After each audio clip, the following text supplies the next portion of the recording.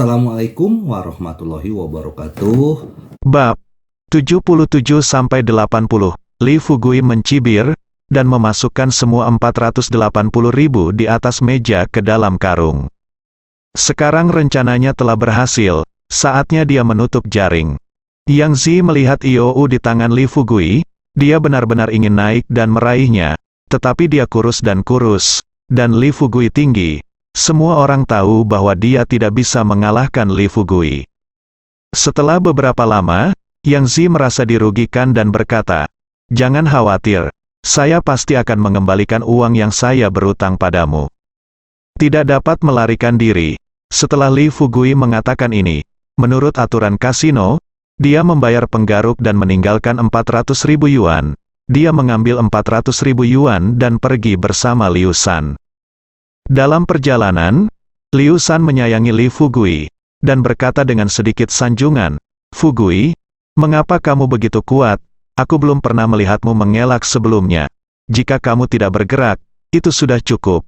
Setelah Anda bergerak, Anda akan mengejutkan semua orang." Liu San telah melihat dunia dan sedikit berpendidikan. Di bawah kegembiraan, idiom muncul. Li Fugui berkata dengan tenang, "Aku hanya beruntung, bukan apa-apa." Liu San berkata dengan tak percaya, "Fugui, apa hubungan kita? Kamu bisa berpura-pura di depan orang lain, tapi lupakan di depanku. Kamu memenangkan segalanya, pejantan semua pegangan. Saya tidak percaya Anda hanya beruntung. Berharap bahwa saya tidak kalah di yang terakhir. Itu kecelakaan, itu kekayaannya." Li Fugui tidak akan pernah mengungkapkan kebenarannya, dan jika publik menyebarkan berita, meskipun orang lain tidak bisa berbuat apa-apa tentang dia, reputasinya akan hancur. Liu San masih tidak mempercayai kata-kata Li Fugui, dan sambil mengemudi, dia berkata, "Fugui, bagaimana saudara Liu memperlakukanmu?" Liu San berkata dengan nada berapi-api, "Fugui, kamu juga berpikir saudara Liu memperlakukanmu dengan baik, bukan? Lalu kamu membuat saudara Liu kaya? Bagaimana denganmu? Kamu makan kepala besar, dan aku akan puas dengan sup."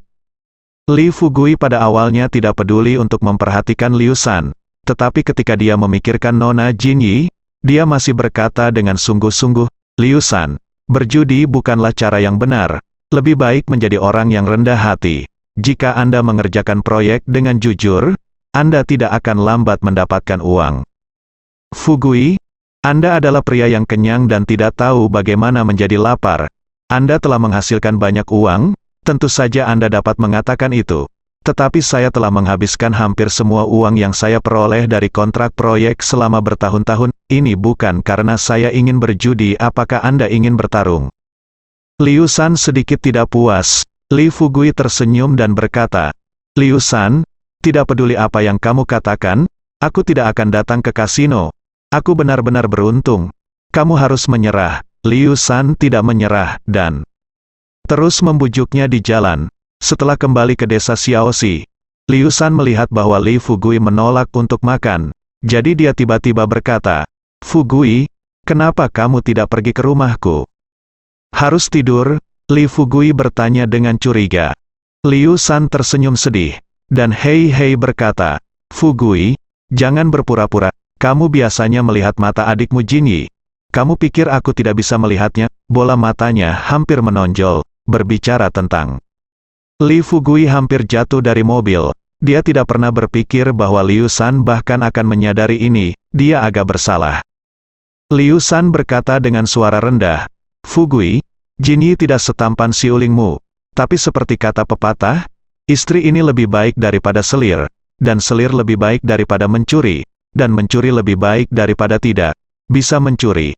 Kamu membuatku kaya, dan aku akan membiarkan Jinyi memberikannya padamu. Bagaimana denganmu? Kamu tidak kehilangan uang, kan?" Air lebih besar dari Li Fugui baru saja menyesap air mineral. Ketika dia mendengar ini, dia hampir mati tersedak di tempat. "Liu San, jangan bercanda, oke?" Li Fugui menarik napas dalam-dalam, menekan amarah di hatinya, dan mengatakan sesuatu. Liu San berkata dengan marah, "Fugui, saya sudah membicarakan hal ini. Anda berpura-pura menjadi pria seperti apa? Anda tidak berhutang apapun kepada saya. Kami menyebutnya perdagangan yang adil, persetan dengan perdagangan adil ibumu. Li Fugui mengutuk dalam hatinya.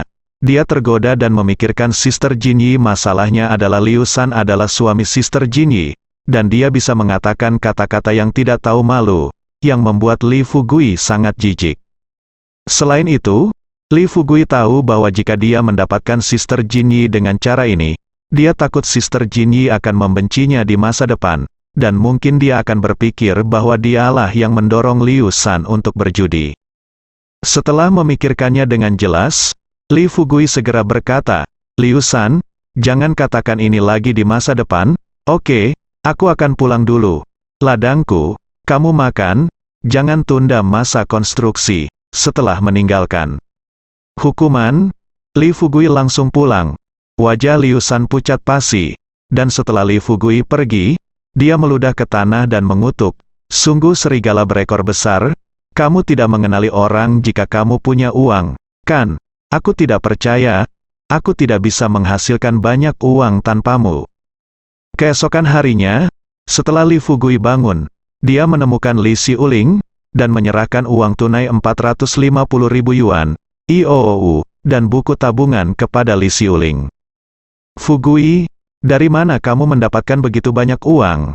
Li Xiuling terkejut. Ratusan ribu uang tunai ditempatkan di depannya, yang berdampak kuat. Li Fugui tersenyum penuh kemenangan. "Kakak, apakah kamu masih perlu bertanya? Aku memenangkan ini dari Yang Zi tadi malam." Li Xiuling tercengang dan berkata, "Saya hanya mendengar orang lain kehilangan uang di dalamnya, dan ini pertama kalinya saya melihat seseorang memenangkan uang di dalamnya. Kaya dan mulia, pasti ada yang salah dengan itu. Kakak, jangan khawatir, uangnya baik-baik saja. Simpan saja, dan jangan hilangkan IOU ini. Itu akan diberikan kepadaku dalam 3 hari." Li Fugui menepuk dadanya dan berjanji. Baru pada saat itulah Li Xiuling merasa lega. Mengetahui bahwa Li Fugui bukanlah tipe orang yang tidak dapat diandalkan, dia berkata dengan cemas lagi, "Fugui, 10 taruhan dan 9 kekalahan. Kamu tidak boleh pergi." Li Fugui menggaruk kepalanya dan berkata, "Kakak, Anda tidak perlu khawatir tentang saya tidak pergi ke sana untuk bersenang-senang, saya pasti tidak akan pergi."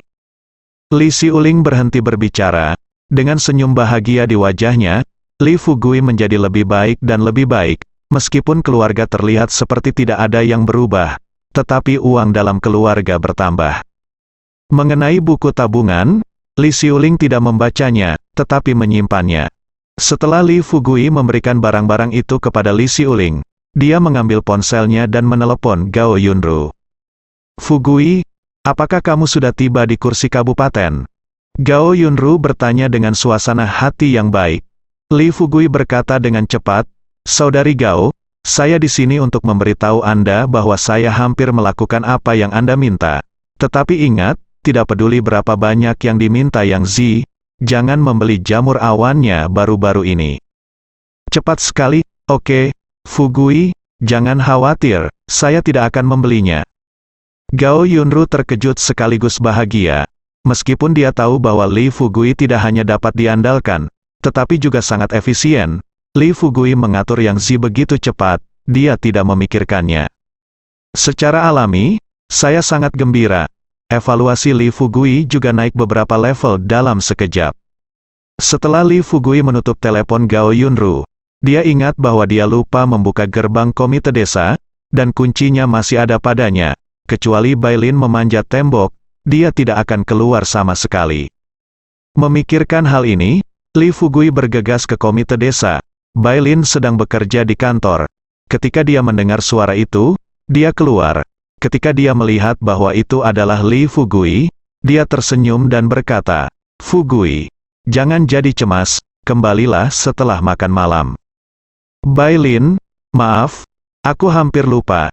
Ini kuncinya, ini dia." Li Fugui menggaruk kepalanya, berkata dengan sedikit malu, lalu menyerahkan kunci ke Bailin.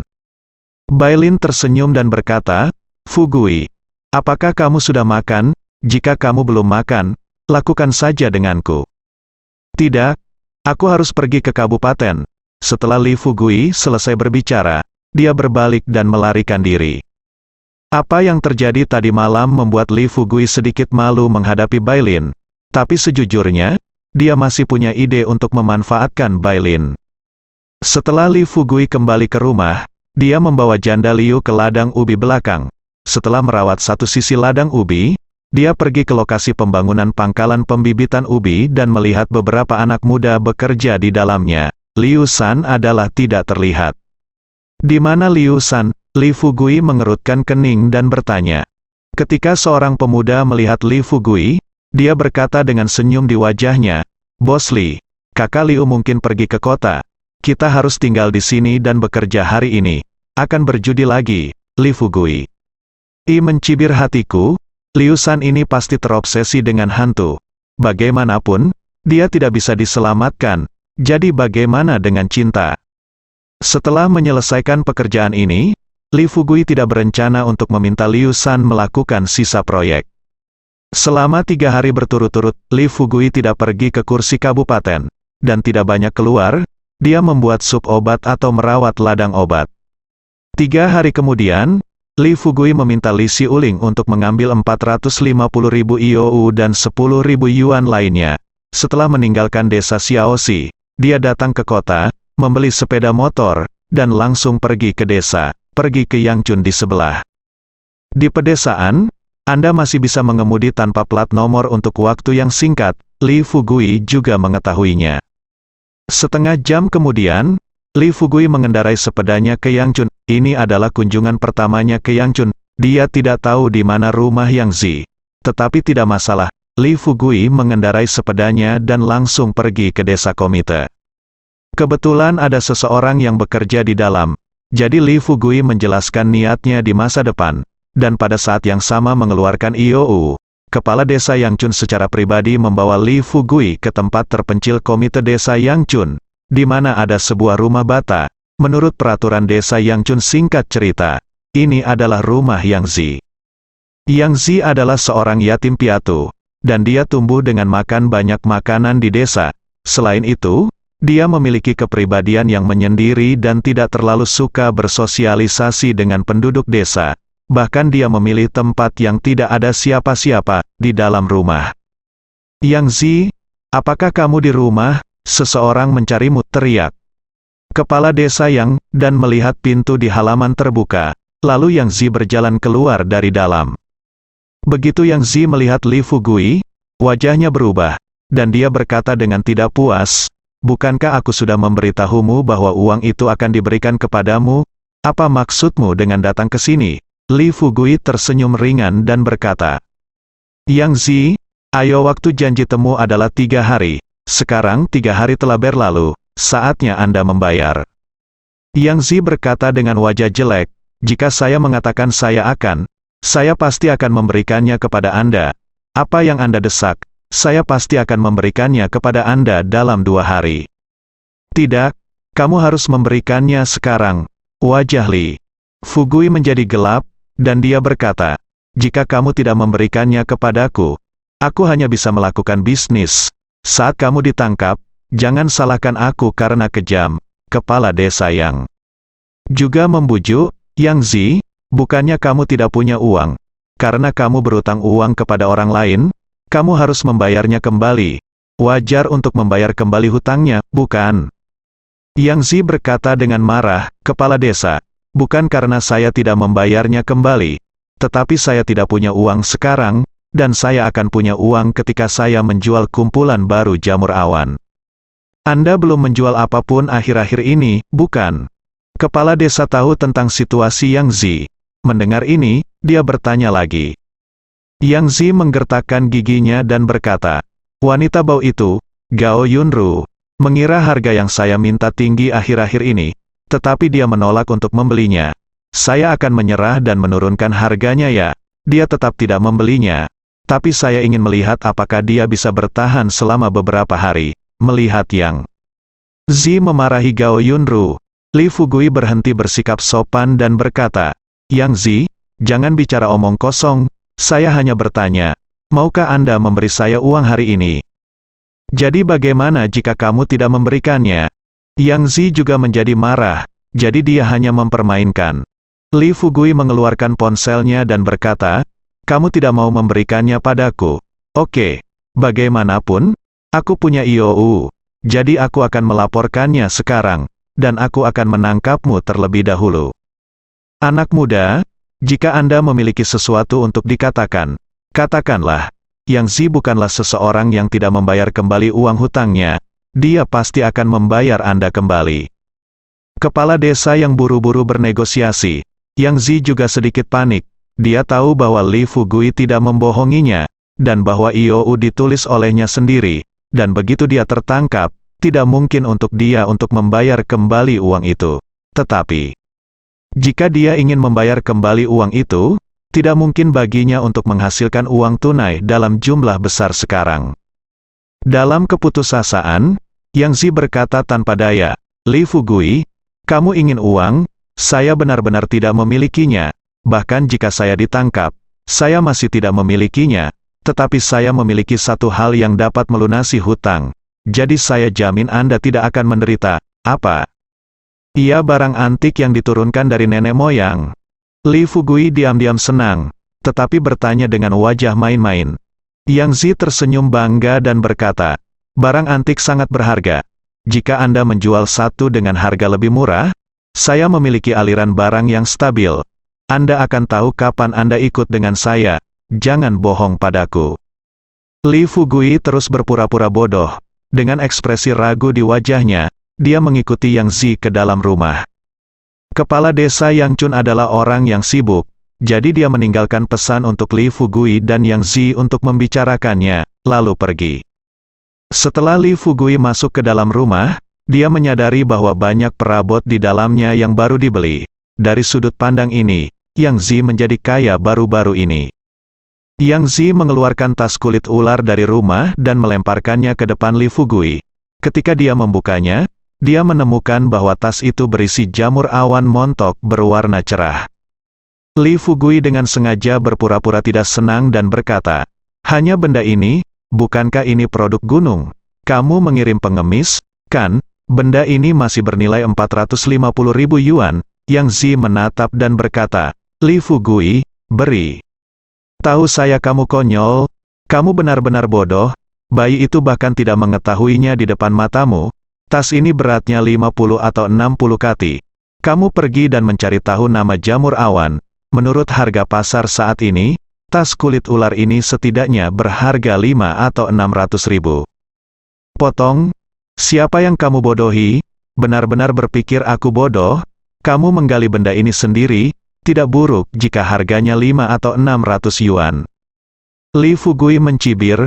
Yang Zi berkata dengan marah, "Li Fugui, jangan terlalu banyak menggertakku, aku sudah memberimu muka, apa yang kamu inginkan? Hapus saja, jika tidak, itu hanya minat," kata Li Fugui dengan sikap persuasif.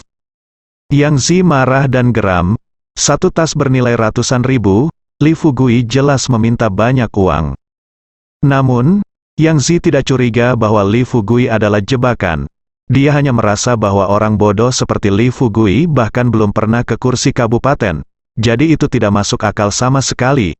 Cara terbaik untuk menyingkirkan orang bodoh seperti itu melakukan apa yang dia katakan. Setelah memikirkannya, Yang Zi menekan amarahnya dan berkata, "Oke, Li Fugui, aku takut padamu, jadi aku akan memberimu beberapa tas lagi. Tidak apa-apa, tapi sekarang aku tidak punya banyak. Jadi aku harus mengambilnya sekarang. Kamu harus menungguku." Li Fugui menatap dan berkata, "Itu tidak akan berhasil. Aku harus mengikutimu. Sebaliknya jika kamu melarikan diri, siapa yang akan membayarku kembali?" "Kamu," Yang Zi tertawa marah, dan tidak punya pilihan selain mengangguk setuju dengan Li Fugui. Li Fugui merasa bersemangat di dalam hatinya. Dia tahu bahwa strateginya telah berhasil. Yang Zi akhirnya tertipu. Tentu, Li Fugui tidak suka mengambil keuntungan dari orang lain. Setelah mendapatkan rahasia jamur awan, dia akan memaafkan hutang Yang Zi dan tidak akan melarang Yang Zi menjual jamur awan. Namun, Yang Zi akan sulit untuk mengontrol harga kekuatan di masa depan. Yang Zi tidak ragu-ragu, dan setelah setuju, dia mengambil pisau dan beberapa tas kulit ular di tangannya, lalu membawa Li Fugui ke gunung belakang. Li Fugui mengamati medan terdekat sepanjang jalan, dan diam-diam menuliskan rutenya. Ingatannya sangat bagus sekarang, jadi dia bisa dengan mudah melakukan banyak hal yang tidak bisa dilakukan orang biasa. Jalan di pegunungan tidak mudah dilalui, dan medannya sama, kecuali gunung dan gunung. Orang normal pasti tidak akan bisa mengingat seluruh rute meski mereka mengikutinya sekali. Yang Zi membawa Li Fugui melewati pegunungan dan punggung bukit. Setelah berjalan selama 3 jam, Li Fugui dan Yang Zi telah mencapai kedalaman pegunungan. Setelah memanjat tebing, bagian dalamnya tiba-tiba terbuka, dan itu adalah sebuah lembah kecil. Li Fugui mendongak dan melihat bahwa lembah itu ditutupi dengan jamur awan berwarna-warni. Jamur awan menutupi halaman rumput, yang terlihat sangat indah kecuali lembah. Tebing di sekitar lembah itu gundul dan tidak ada satu helai rumput pun yang tumbuh. Lihat, itu tempat saya memetik jamur awan. Sekarang, selain saya, hanya Anda yang tahu tentang tempat yang begitu bagus. Bagaimana hal-hal bisa tumbuh di tempat yang begitu indah? Yang Zi pamer. Setelah mengucapkan sepatah kata pun, dia berjalan turun jalan gunung dan melangkah ke halaman rumput di lembah. Dia tidak terburu-buru memetik jamur awan, tetapi melihat sekeliling. Li Fugui merasakan perasaan yang membuka mata. Ciptaan alam memang luar biasa. Jika dia tidak datang ke sini, dia tidak akan tahu bahwa jamur awan ini sebenarnya liar. Meski ada catatan dan deskripsi jamur awan di buku Dao medis, namun sumber dan sebagainya tidak tertulis.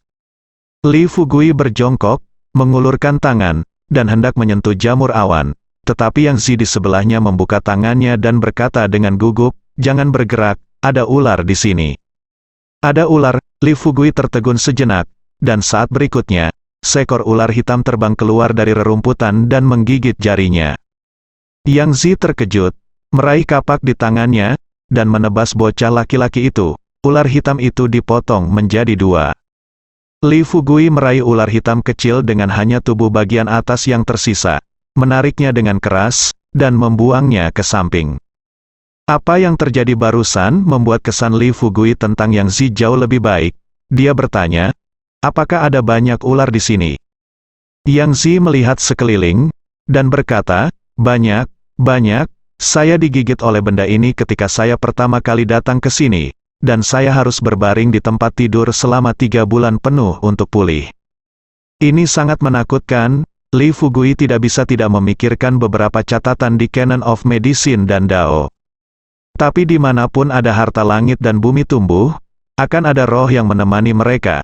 Jika jamur awan ini adalah harta langit dan bumi, ular hitam kecil ini mungkin adalah roh.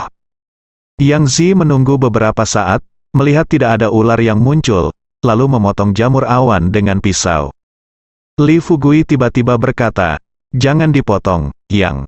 Zi tercengang sejenak, lalu bertanya-tanya dan berkata, "Li Fugui, itu bukan salahmu. Kalau tidak aku tidak akan datang ke sini sampai setengah bulan kemudian." Li Fugui mengabaikan kata-kata Yang Zi, dia mengulurkan tangannya dan mencabut jamur awan, terlepas dari halangan Yang Zi, dan menaruh tanah di atasnya, lalu berkata, "Oke, ayo pergi."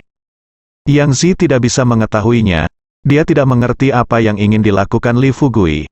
Tetapi karena Li Fugui tidak mengatakan apa-apa, dia tidak bertanya. Selama Li Fugui tidak mendesaknya untuk membayar kembali uangnya, itu akan baik-baik saja. Kembali ke Yang Chun nanti. Yang Zi berkata, "Li Fugui, hanya kita berdua yang tahu tentang tempat itu, jadi kamu tidak bisa memberitahu orang ketiga." Li Fugui mengangguk dan berkata, "Oke, kamu tidak perlu membayar kembali uangnya, aku akan pergi." Setelah selesai berbicara, Li Fugui merobek 450.000 IOU di depan Yang Zi, lalu menaiki sepeda motornya dan pergi. Bagaimanapun, 450.000 yuan diperoleh dari perjudian. Bahkan jika Li Fugui kehilangannya, dia tidak merasa buruk, bahkan dia tidak ingin membuat Yang Zi menemui jalan buntu karena uang. Yang Zi tertegun. Dia tidak pernah bermimpi bahwa Li Fugui datang dengan agresif, dan akhirnya merobek 450.000 IOU. Dalam hati Yang Zi, dia tidak bisa menahan perasaan bersyukur. Sisi lain, Li Fugui kembali ke desa Xiaoxi dengan sepeda motornya dengan penuh semangat. Setelah memasuki desa, banyak orang memandang Li Fugui dengan takjub, dan beberapa orang memanggilnya. Tetapi Li Fugui mengabaikan semua orang dan langsung pulang.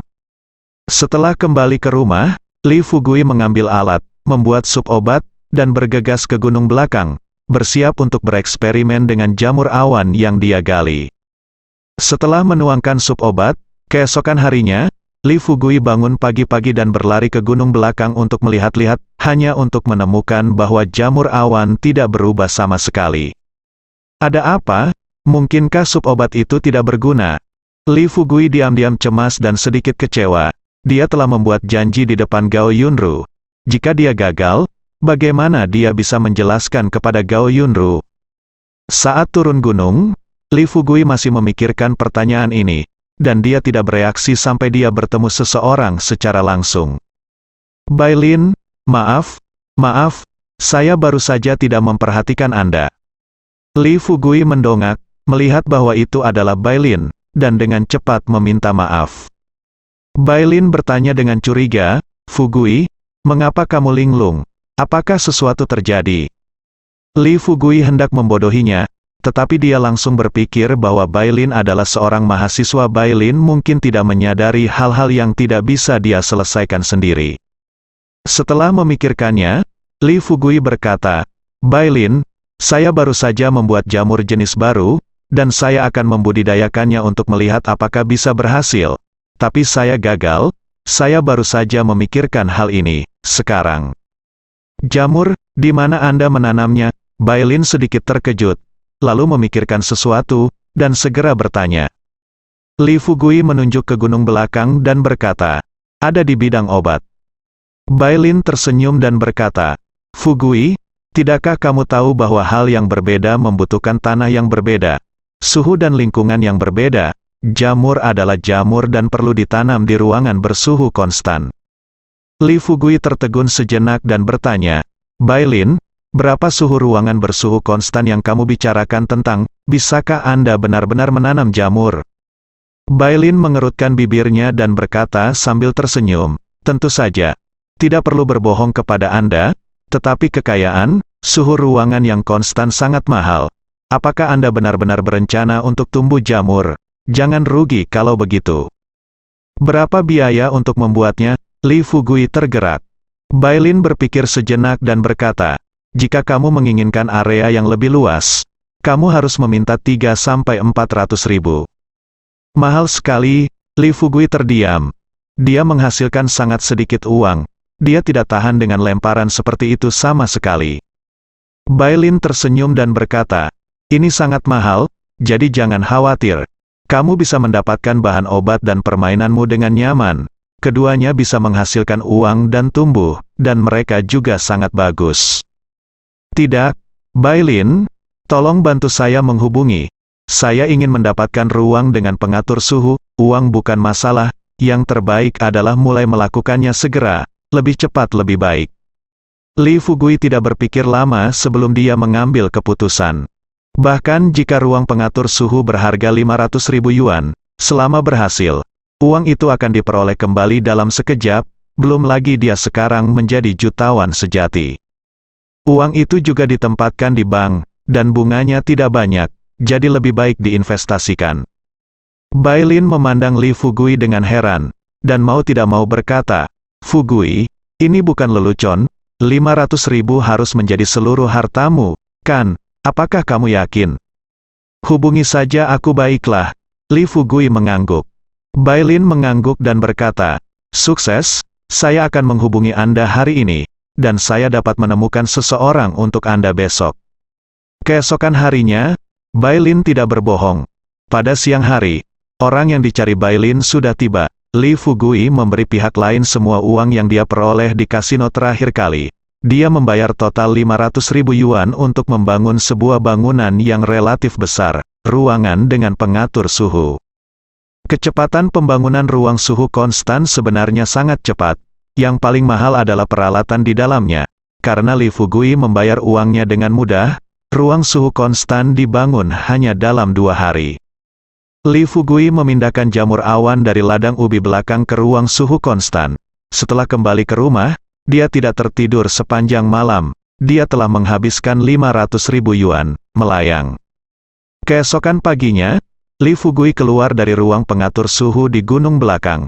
Yang mengejutkan Li Fugui, Bai Lin juga datang, dan bahkan lebih awal darinya.